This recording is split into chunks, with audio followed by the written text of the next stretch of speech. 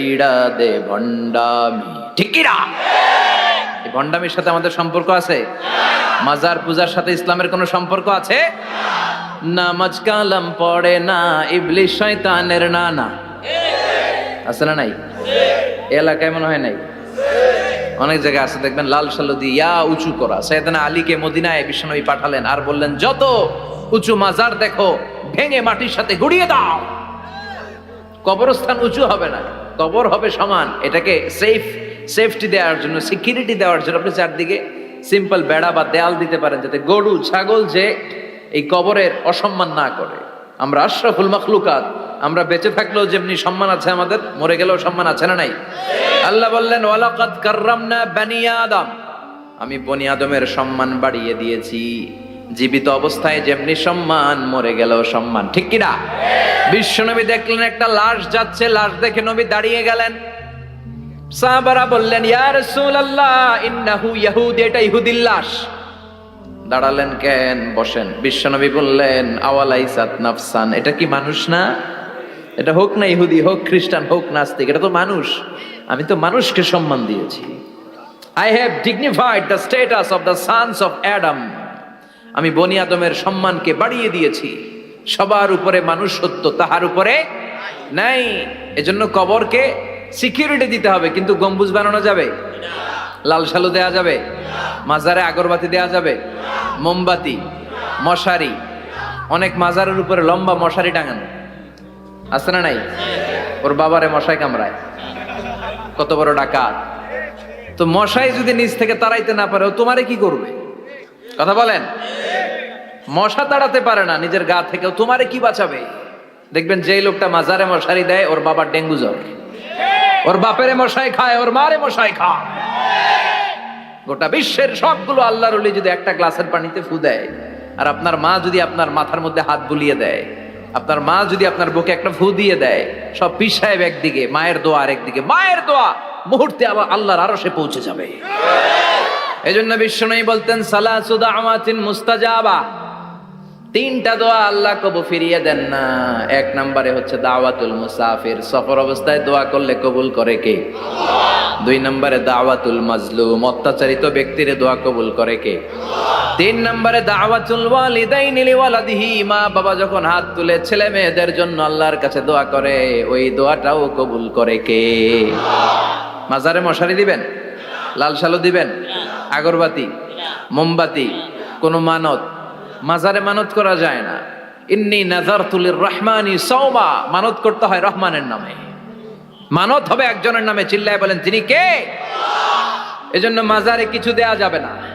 এই ভণ্ডামি গোটা বাংলাদেশ ব্যাপী। আমরা বলে যাচ্ছি, যতটুকু শুধরানোর শুধরাবে। হেদায়েত দেওয়ার মালিক একজন। চিল্লায় বলেন, তিনি কে? আল্লাহ। অনেক পীর আছে এরকম ভণ্ড পীর, সারা বছরে নাকি একবারও গোসল করে না। 365 দিনে ওর গোসলের রুটিন একদিন, আর ওই একদিনের গোসলের পানি মুরিদরা সব খাইয়া শেষ করে ফেলায়। নাউজুবিল্লাহ কইবেন না? নামাজ কালাম পড়ে না, ইবলিশ শয়তানের নানা। ধর্মের একখান খুঁটি ধইরা কয়দিন করবা হয়রানি। ভণ্ডামি ভণ্ডামি ভণ্ডামি, ছাইড়া দে ভণ্ডামি। দোদেল বান্দা কালমা চোর, না পায় শ্মশান না পায় ঘোর। দিন থাকিতে আয়রে পথে, ছাইড়া দে ভণ্ডামি ভণ্ডামি ভণ্ডামি ভণ্ডামি, ছাইড়া দে ভণ্ডামি। চিল্লায় বলেন, ঠিক কিনা? এগুলোর সাথে আমাদের কোনো সম্পর্ক নেই। ইসলাম হচ্ছে সহজ। আদ-দীনু ইউসরুন লা উসরা ফি, আদ-দীনু ইউসর, দিন সহজ।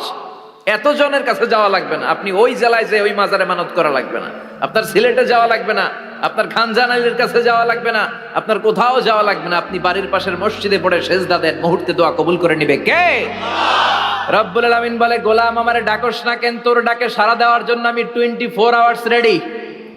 দুনিয়ার বুকে কোনো বিষয় নিয়ে যদি আমরা বারবার যাই, দুনিয়াতে লোকজন রেগে যায়। ঠিক কিনা? আমি ওনার কাছে গেলাম, ভাই আজকে একটা বিপদে পড়ছি, 500 টাকা দেন। দিয়ে দিল। এরপরের দিন আবার গেলাম, দিল। পরশু দিল। তরশু গেলে শেষা দিয়ে দিবে, একটা মাইট দিয়ে দিবে। ঠিক কিনা? কি পাইছো তুমি? প্রতিদিন 500 টাকা। বারবার কোন একটা ইস্যু নিয়ে কারো কাছে যাওয়া যায় না, এটা লজ্জার বিষয়। ঠিক কিনা? কিন্তু আল্লাহর বিষয়টা উল্টো। সুনানে তিরমিজির বর্ণনা, ইন্নাহু মান লাম ইয়াসআলিল্লাহ ইয়াগদাব আলাই, কোন বান্দা যদি কোনো বিষয় নিয়ে, কোনো ব্যাপার নিয়ে আল্লাহর কাছে বারবার বারবার বারবার না যায়, আল্লাহ তার উপর রেগে যায়। এজন্য আল্লাহর কাছে বারবার বারবার চাওয়ার দরকার আছে না নাই? আপনার মনের জ্বালা যন্ত্রণা পূরণ করে দিতে পারে কে? এটার নাম তাওহীদ। এক আল্লাহ কেন্দ্রিক হওয়া, আল্লাহ সেন্টার্ড। আমাদের সবকিছু হবে আল্লাহ কেন্দ্রিক। বিপদে আপদে যে কোনো পরিস্থিতিতে সবার আগে কার কাছে যাব? এটার নাম তাওহীদ। এটার নাম তাওহীদেরই মুর্শিদ আমার মুহাম্মাদের নাম বলো, মুহাম্মাদের নাম। আল্লাহর নাম জপলে বুঝতে পারি আল্লাহরই কালাম বলো, মুহাম্মাদের নাম। ওই নামেরই রশি ধরে যায় আল্লাহর পথে, ওই নামেরই ভেলায় চড়ে ভাসি নূরের স্রোতে, ওই নামের বাতি জেলে দেখি আরশের মুকাম বলো, মুহাম্মাদের নাম। সবাই পড়েন, তাওহীদেরই মুর্শিদ আমার মুহাম্মাদের নাম বলো, মুহাম্মাদের নাম। আল্লাহর নাম জপলে বুঝতে পারি আল্লাহরই কালাম বলো, মুহাম্মাদের নাম। চিল্লায় পড়েন আমিন। সব সময় বিপদে আপদে কার কাছে যাবেন? আপনার বিপদ দূর করতে পারে কে? আপনারে অসুস্থ থেকে সুস্থ বানায় দিতে পারে কে? মনের জ্বালা যন্ত্রণা মিটাতে পারে কে? আল্লাহ ছাড়া কেউ পারবে? কোন মুফাসসিরে কোরআন আপনারে বাঁচাতে পারবে? কোন আল্লাহর ওলি বাঁচাতে পারবে? এমনকি আল্লাহর কোন পয়গাম্বার, কোন নবী আপনার কিচ্ছু করতে পারে? করতে পারে একজন, তিনি কে? কিনা আল্লাহ বলেছেন, ওয়া কাযালিকা জাআলনাকুম উম্মাতান ওয়াসাতান লিতাকুনু শুহাদা আলান নাস। তোমাদেরকে হতে হবে উম্মাতান ওয়াসাতান, মধ্যমপন্থী উম্মাত, মাঝামাঝি থাকতে হবে। কিন্তু আমরা এদেশে মার্জিনালাইজ করে ফেলি। বুঝতে পেরেছেন? এক প্রান্তে চলে যায়। যারা চরমনায়ের মুরিদ অন্যদেরকে আর দেখা যাবে না, যারা সরসিনার মুরিদ এরাই সব, অন্যদিকে যাওয়া যাবে না। যারা জামাত ইসলাম অন্যদিকে আর যাওয়া যাবে না। যারা হেফাজতে ইসলাম অন্য কারোর মধ্যে আর হক নাই। যারা আহলে হাদিস এরা তো সব নিয়েই গেছে, সব হক সুন্নাহ এদের কাছে। কারো মুখের কোনো কথা এদের কাছে কোনো দাম নাই। আপনি যত হকের কথা বলেন এদের দলেই নাকি ঢুকতে হবে। তো আমার এই দেশে সুন্নি ভাইরা গালি দেয় আহলে হাদিস বলে, আবার আহলে হাদিসরা আমার গালি দেয় সুন্নি বলে। বুঝতে পেরেছেন? মাঝামাঝি থাকাটা এই বাংলাদেশে খুব কঠিন, কিন্তু আপনাকে মাঝামাঝি থাকতে হবে। আপনাকে ওয়াসাতিয়ার পদ্ধতিতে আসতে হবে, উম্মাতান ওয়াসাতা, মাঝামাঝি। মাঝামাঝি ডানেও না বায়েও না, সিরাতুল মুস্তাকিমে ডান বাম নাই, এটা সোজা। এই রাস্তা একবার যদি উঠে যান এই রাস্তা শেষ হয়ে যাবে জান্নাতুল ফেরদাউসের ভিতরে। চিল্লায় বলেন ঠিক কিনা? এই জন্য আমরা যেন মিডল পাথ ধরি, আমরা যেন কট্টর না হই, আমরা যেন মাঝামাঝি হই। আপনি তাবলিগ করতে পারেন, করেন, খুব ভালো। তাবলিগের ভাইদের একটা ভালো গুণ হচ্ছে নিজের খেয়ে নিজের পরে ইসলামের দাওয়াত দেয়, ঠিক কিনা? নিজের টাকা ভেঙে দাওয়াত দিচ্ছে, তো তাদের কারণে অনেকে কালিমা শিখছে, অনেকে নামাজ শিখছে, তাদেরও কন্ট্রিবিউশন আছে না নাই? তো যারা তাবলিগ করেন আপনি মনে করবেন না যে সব হক সব সত্য, শুধু আপনি হকের ডিলার এটা মনে করবেন না। সব সত্য হক এটা আপনার বাবার দাদার সম্পত্তি এটা মনে করবেন না। সব দলের মধ্যে হক থাকতে পারে, বরং সব দলের ভালো ভালো জিনিসগুলো নিয়ে নিজেকে সাজানো দরকার। কথা বলেন? জামাত ইসলামের মতো, হেফাজতে ইসলামের মতো আন্দোলনের স্পিরিট থাকতে হবে। চিল্লা এখন ঠিক কিনা? আমার সুন্নি ভাইদের মতো নবীর প্রেম অন্তরে থাকতে হবে। চিল্লা এখন ঠিক কিনা? তাবলিগের ভাইদের মতো হৃদয়ে ইখলাস থাকতে হবে। এই সবগুলোর সমন্বয় হচ্ছে ইসলাম, সবগুলোর সমন্বয় ইসলাম। এজন্য কখনো মনে করবেন না যে আমি একদল করি তার মানে অন্য সব দল মনে হয় বাতিল, ওগুলো মনে হয় মুসলমান না, ওগুলো আমার চোখেই ধরে না। এটা ঠিক না, এটা ইহুদিদের স্বভাব। ইহুদিরা শুধুমাত্র হকের ডিলার মনে করতো নিজেদেরকে, ইহুদি ছাড়া বাকি কাউরে ওরা চোখে দেখতে পারতো না। এজন্য আমরা কি কট্টরপন্থী হব না মধ্যমপন্থী? চিল্লায় বলেন কট্টরপন্থী না মধ্যমপন্থী? আল্লাহ আমারে যতদিন বাঁচিয়ে রাখা আমি মধ্যম পন্থার কথা বলেই যাব, up to my death. It's my mission, it's my vision. এটাই আমার লক্ষ্য, যে মধ্যম পন্থার ইসলামকে প্রমোট করা, যেটা বিশ্বনবীর ইসলাম, যেটা মদিনার ইসলাম, যেটার মধ্যে বাড়াবাড়ি নাই, ছাড়াছাড়ি নাই, ঠিক কিনা? আল্লাহ তুমি আমাদেরকে বুঝার তৌফিক দান করো। সূরার নাম হচ্ছে সূরাতুত তাকাসুর। চিল্লায় বলেন কি নাম? এই সূরার সেন্ট্রাল সাবজেক্ট ম্যাটার হচ্ছে we have to go back to our Lord. আমাদেরকে ফিরে যেতে হবে আমাদের রবের কাছে। আমরা কেউ আজীবন থাকতে আসি নাই। থাকতে পারবো আজীবন? দাদা চলে গেল, বাবা চলে গেল, মা চলে গেল, মামা চলে গেল, খালু চলে গেল, এরপর আমাদের টনক নড়ে না, তাই না? পাগল পাড়া হয়ে আছে এই পৃথিবীর জন্য। মরতে যে হবে এটা ভাববার সময়টুকু আমাদের নেই। আমরা ব্যস্ত আমাদের ক্যারিয়ার নিয়ে, আমাদের লাইফ নিয়ে, আমাদের সমাজ নিয়ে, আমাদের ফ্যামিলি নিয়ে, আমাদের সন্তান আর সম্পদ নিয়ে আমরা super busy. We are leading a very super busy life. We don't have even a single time to think about death. মৃত্যু নিয়ে ভাবার একটা মুহূর্ত আমাদের নাই। কিন্তু পৃথিবীর সবচাইতে সুনিশ্চিত বিষয় হচ্ছে মৃত্যু, ঠিক কিনা? The most certain thing in our life is death. আমাদের জীবনের সবচাইতে সুনিশ্চিত বিষয় হচ্ছে মরণ। মরবই আমরা। And the most uncertain thing in our life is the time of death. আর আমাদের জীবনের সবচেয়ে অনিশ্চিত বিষয় হচ্ছে মৃত্যুর সময়। আমরা জানি না। মরবো যে এটা জানি, জানেন না? কিন্তু কখন মরবো এটা জানি? এই সূরাটা আপনারে এই জিনিসটা জানান দিতে এসেছে যে দুনিয়ার সম্পদ, লোভ, লালসা এগুলো নিয়ে পড়ে থেকো না। এই যে আমাদের ফ্যামিলি, আমাদের বাচ্চা কাচ্চা, আমাদের এত টাকা পয়সার হিসেব, মাস শেষে বাড়ি ভাড়া, গ্যাসের বিল, এইটা সেটা, আপনি কি মনে করছেন যে আপনি চলে গেলে এগুলো থেমে থাকবে? কিছুই থেমে থাকবে না, সব চলবে আগের মতো, থাকবেন না আপনি। এজন্য শাহাদাত ফয়সাল ওনার ফেসবুকে সর্বশেষে লিখে গিয়েছিল, আমি হীন দুনিয়া, মানে এমন দুনিয়া যেটাতে আমি নাই। সব চলে, সকাল গড়িয়ে বিকেল হয়, শীত শেষে গ্রীষ্ম আসে, দিন শেষে রাত নামে, সব চলে, নাই শুধু আমি। চিল্লায় বলেন ঠিক কিনা? তো এজন্য এগুলি একটু ভাবেন। অনেক ব্যস্ত আমরা। এই দুনিয়ার পুরো জীবনটা এটা হচ্ছে লালসাময় একটা জীবন। লোভ, মরিচিকা, মায়াজাল, এই মায়াজালে আমরা আটকে আছি। ফলে মৃত্যুর কথা আমরা ভুলে গিয়েছি। পাগলের মতো ছুটছি, আরো টাকা লাগবে, আরো খ্যাতি লাগবে, আরো যশ লাগবে, আরো দাপট লাগবে আমার। এত টাকা দিয়ে কি হবে? এত সম্পদ দিয়ে কি হবে? এত ব্যস্ততা দিয়ে কি হবে তোমার? স্টপ, থামুন, অনেক হয়েছে, আন্না, থামুন। Take a rest, take a breath and think about death. Think that you have to go back to your Lord. একটু বসেন না, একটু ভাবেন যে আমাকে চলে যেতে হবে, চলে যেতে হবে। এই কোলাহল, এই ব্যস্ততা এগুলো থাকবে, থাকবো না আমি। সাইয়েদনা ওমর ফারুক বলেছেন, মুতু ক্বাবলা আন তামুতু, মরার আগে একবার মরো। হাসিবু ক্বাবলা আন তুহাসাবু আলাইকুম, তোমার হিসাব নেওয়ার আগে তুমি একবার নিজের হিসাবটা করো না। কাগজ বের করে একটু লিখো না কি কি ভালো কাজ করছিলা, যেগুলো দিয়ে নাজাতের ওয়াসিলা হতে পারে, 1 2 3, আর কি কি আকাম কুকাম করছো দেখো না, লিখে দেখো তোমার অবস্থাটা কি। মরার আগে একবার মরো। মরার আগে খাটের মধ্যে শুয়ে শটান করে চোখ বন্ধ করে একবার মরার ভান করে দেখেন কেমন লাগে। চোখটা বন্ধ করেন আর ভাবেন আপনি নাই, কি কি হতে পারে ভাবেন। আপনার ছেলে মেয়েরা কান্না জুড়ে দিবে, আপনার প্রাণের স্ত্রী বিলাপ শুরু করে দিবে, বন্ধু বান্ধবের চিৎকার আর মাতম, স্থানীয় এলাকার মসজিদে ঘোষণা, অমুক এলাকার নিবাসী অমুক ভাই অমুকের ছেলে অমুক দুনিয়ায় নাই। সব আত্মীয়রা চলে আসবে, ফেসবুকে স্ট্যাটাস দেয়া হবে, সবাই সবাইকে জানাবে বিকাল 4টায় অমুক হাই স্কুল ময়দানে আপনার জানাজা। ছুটে আসবে, সবাই ছুটে আসবে আপনাকে শেষ বিদায় দিতে, গুড বাই জানানোর জন্য, আল ওয়াদা, বিদায় জানাতে আসবে সবাই। 4 তাকবীর দিয়ে আপনার জানাজা হবে, অশ্রুসিক্ত জানাজায় আপনার বিদায় হবে। কাঠের খাটিয়ার মধ্যে করে কাঁধে তুলে আপনারে কবরে নেওয়া হবে।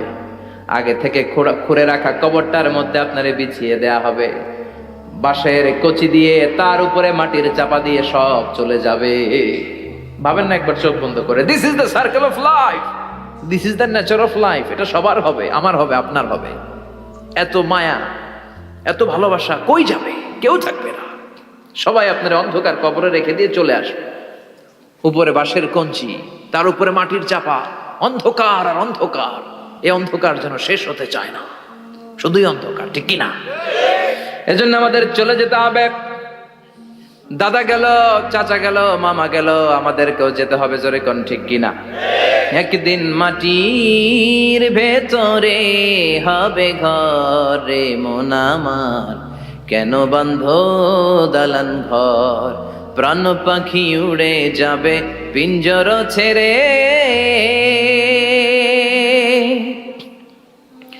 ধরা ধামে সবই রবে তুমি যাবে চলে। বন্ধু বান্ধব যত, মাতা পিতা দ্বারা সুত, সবই হবে তোমার পরে মন আমার, কেন বান্ধ দালান ঘর?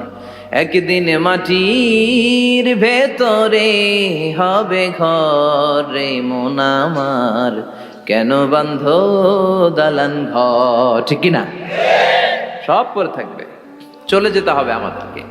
এজন্য আখিরাতের কথা যেন আমাদের স্মরণ হয়। বিশ্বনবী বলতেন, নাহাইতুকুমান জিয়ারাতিল কবুর, আমি তোমাদেরকে কবর জিয়ারত করতে আগে নিষেধ করতাম, কিন্তু এখন নিষেধাজ্ঞা প্রত্যাহার করে নিলাম। এখন সব সময় তোমরা কবরের সামনে যাবা আর জিয়ারত করবা। কবরস্থানে জানতো বড়ুয়া কৃষ্ণপুরের এই গ্রামের কবরস্থান আছে? কোন দিকে? পূর্ব দিকে আছে, গোখরার জলের ওদিকে। যান আপনারা, একটু যাবেন, একটু গেলে আখিরাতের কথাটা স্মরণ হবে। ওখানে ছোট শিশুরা শুয়ে আছে, কিশোর যুবকরা আছে, আপনার মতো তাগড়া যুবক মুরব্বীরা আছে। এরা এই এলাকায় থাকতো, এরা আকাশ থেকে নেমে আসে না, এই এলাকার সন্তান, আজ নাই। একটা সার্টেন পিরিয়ড শেষে আপনিও থাকবেন না। This is the nature of life, this is the circle of life. ছোট্ট শিশু হয়ে এসেছিলেন, শৈশব, কৈশোর, যৌবন, প্রৌঢ়ত্ব। আগে ছিলেন সিঙ্গেল, বিয়ে করে হয়ে গেলেন ডবল। এরপরে আল্লাহ আপনাকে একটা মেয়ে দিল, এরপরে মেয়েকে বিয়ে দিয়ে শ্বশুর হলেন, এরপরে ওই মেয়ের ঘরে সন্তান হতে নানা হলেন। আর কতদিন? অনেক দিন হলো তো, অনেক লম্বা সময় পেয়েছেন আপনি। Think about that. এবার যাওয়ার কথা ভাবেন, আখিরাতের সামানের কথা ভাবেন, ফিরে যেতে হবে। কি শক্তিশালী যুবক, বার্ধক্য চলে আসলে লাঠি ছাড়া চলতে পারে না। কুচকুচে কালো দাড়ি সাদা হয়ে যায়, দাড়ির শুভ্রতা, বয়সের ভার, রং ধরা যৌবন জং ধরে শেষ। ঠিক কিনা? This is the circle of life. যুবক ভাইরা, এটাই জীবন, চলে যেতে হবে, কেউ থাকতে পারবে না। ঠিক কিনা? এটা রিমাইন্ডার আল্লাহ এই সূরার ভেতরে দিয়েছেন যে তোমাদেরকে ফিরে যেতে হবে। এই লোভ লালসা ছেড়ে দাও। রব্বুল আলামিন বলেন, আলহাকুমুত তাকাসুরু হাত্তা যুরতুমুল মাকাবির। ও গোলাম, দুনিয়ার সম্পদ, লোভ লালসা তোদেরকে পাগল বানিয়ে দিয়েছে। এই লোভ পাগলামি কোনোদিন তোদের থামবে না যতদিন না তোরা কবরে ঢুকবি। ঠিক কিনা? কার কথা? আল্লাহ বললেন, দুনিয়ার সম্পদ আর লোভ আর মোহে তোমরা গাফেল হয়ে গিয়েছো।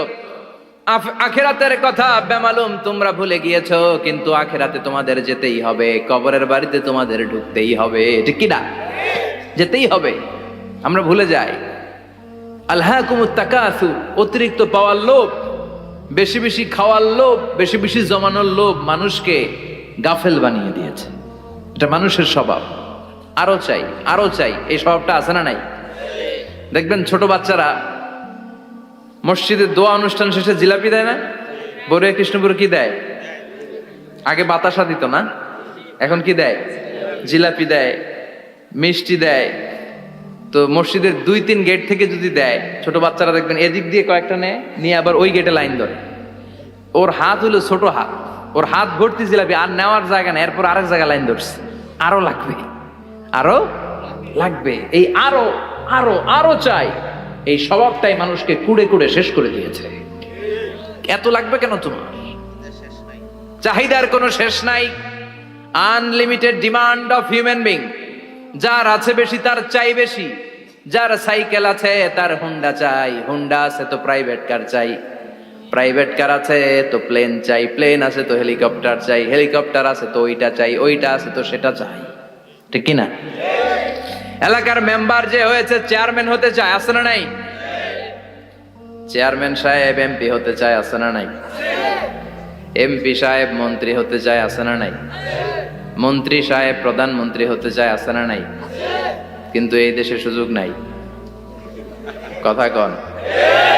এই দেশে প্রধানমন্ত্রী সিলেক্টেড। 2-3 জনের বাইরে কেউ প্রধানমন্ত্রী হইতে পারবি না। ঠিক কিনা? আমার এই জীবনে তো আমি 2-3 জনই দেখলাম।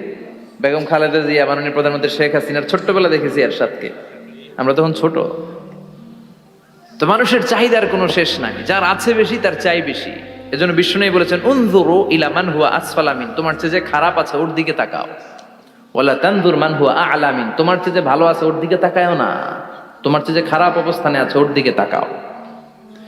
অনেকে নিজের অবস্থান নিয়ে সুখী না, এরকম আছে না নাই? আল্লাহ আমার এটা দিল না রে, ওইটা দিল না রে, পাইলাম না রে, কিচ্ছু হয় না, কি করব জীবনে, হতাশ। আসলে আছে কিন্তু অনেক, কিন্তু শুকরিয়া নাই, ডাকাত, ঠিক কি না? নিজের অবস্থান নিয়ে সুখী না, কিন্তু অনেক লোক আছে তারা আপনার অবস্থানে পৌঁছতে চায়। তাদের দিকে তাকিয়ে দেখেন, আপনি যে অবস্থানে আছেন এই অবস্থানে পৌঁছাটা অনেকের কাছে স্বপ্ন। তারা প্রতিনিয়ত সংগ্রাম আর স্ট্রাগল করে যাচ্ছে আপনার অবস্থানে পৌঁছতে, আর আপনি এটা নিয়ে সন্তুষ্ট না। শেখ সাদির নাম শুনেছেন? বালাগাল উলা কাশাফাত দুজা, এই কবিতাটার রচয়িতা ইরানের বিখ্যাত এক কবি। উনি একবার আর্থিক সমস্যার মধ্যে দিয়ে সময় কাটাচ্ছেন, টাকা নাই, পয়সা নাই, পায়ে দেওয়ার মতো জুতা নাই। উনি খুব দুঃখ পেলেন, হায় রে, আমি ইরানের এত বড় কবি, আমার পায়ে দেওয়ার মতো জুতা নাই। দুঃখ ভরা মন নিয়ে রাস্তায় হাঁটতে বেরোলেন। হাঁটতে হাঁটতে হঠাৎ দেখলেন একটা লোক শুয়ে শুয়ে কাঁদছে, ওই লোকটার দুইটা পাই নাই, পাই নাই। উনি সেজদায় পড়ে গেলেন, আল্লাহর কাছে ক্ষমা চাইলেন, আল্লাহ অনেক দিয়েছো, শুকর আলহামদুলিল্লাহ। এজন্য যেই পরিস্থিতিতেই থাকি না কেন আমরা কি পড়বো? জোরে বলেন, কি পড়বো? এজন্য আল কানাতু মিনাল ইসলাম, অল্পে তুষ্ট থাকার নাম হলো ইসলাম। সম্পদ লাগবে কিন্তু সম্পদের পাহাড় লাগবে না, ঠিক কি না? অল্প খান, অল্প পড়েন, অল্প জামান, অল্পের ভেতরে বরকত ঢুকাইয়া দিছে কে? দেখবেন যাদের সম্পদ অল্প তারা সুখী বেশি। জরিপে এটা দেখা গিয়েছে, অনেক সার্ভেতে এটা এসেছে, যারা সম্পদশালী এরা দুঃখী বেশি, এদের দুঃখ বেশি, টেনশন বেশি। খুব স্বাভাবিক, টাকা যার বেশি রোগ তার বেশি, টাকা যার বেশি টেনশন তার বেশি, টাকা যার বেশি ঘরে শান্তি তার কম। আছে না নাই? ঘরের ভেতরে অশান্তি, ছেলে কথা শোনে না, ছেলে টানে গাঞ্জা, মেয়ে করে পরকিয়া, আছে না নাই? স্ত্রী কথা শোনে না, ভালোবাসা নাই, ঘরটা জাহান্নামের টুকরা। রোগ বালাই, এক একটা হসপিটাল বিল পরিশোধ করতে মাসে 5 লাখ 10 লাখ, আছে না নাই? কিছু খেতে পারে না, ডাক্তার একেবারে ডায়েট মেনু বেঁধে দিয়েছে, ডায়েট, ভেরি ডায়েট মেনু, এটা এটা এটা এটা কিছুই খাবেন না, শুধু গরু খাবেন না, খাসি খাবেন না, চিংড়ি খাবেন না, খালি ঘাস খাবেন, ইচ্ছে মতো ঘাস খাবেন, মানে ঘাস জাতীয় যত আইটেম আছে সব খাবেন, শাক খাবেন, সবজি খাবেন, সালাদ খাবেন, গরু, চিংড়ি, মুরগি, গোশত, ইলিশ কিছু খেতে পারে না। তাহলে রোগ বেশি, খাওয়ার মজা নাই, ঘরে সাংসারিক শান্তি নাই, খালি ব্যারাম আর ব্যারাম, ঠিক কিনা? কিন্তু সম্পদের পাহাড় ঘটেছে। আর অল্প যারা খায়, অল্প পড়ে, রিক্সাওয়ালা, কুলিওয়ালা, অল্প বেতনের চাকরি, কিন্তু হক হালালি মেনে চলে, দেখবেন শান্তি আছে অনেক। হ্যাঁ, বাসা ভাড়া দেয়, ফ্যামিলি চালায়, বাচ্চাদের স্কুল বিল, এরপরও মাস শেষে 1-2 হাজার টাকা হাতে থেকে যায়। আর ওর প্রতি মাসে 10 কোটি টাকা ইনকাম, তারপরও ব্যাংকের ঋণ আছে না নাই? সুখ কারে বলে? কিভাবে আপনি সুখকে ডিফাইন করবেন? সুখ তো টাকায় কিনা যায় না, শান্তি টাকা দিয়ে হয় না, শান্তি দেওয়ার মালিক কে?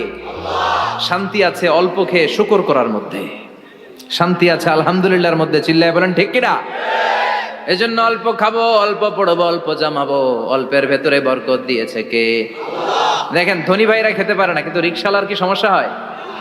রিক্সাওয়ালারা সব খেতে পারে, কুলিওয়ালা, দিনমজুর, এরা একেবারে স্লিম সুঠাম দেহি, মেদহীন পেট, পেটে কোনো মেদ নাই, ভুড়ি নাই। আর কুটিপতিদের মেদ আছে না নাই? এত বড় বড় পেট, ঠিক কিনা? আমাদেরও পেট আছে, তবে হালাল পেট, এটা হারাম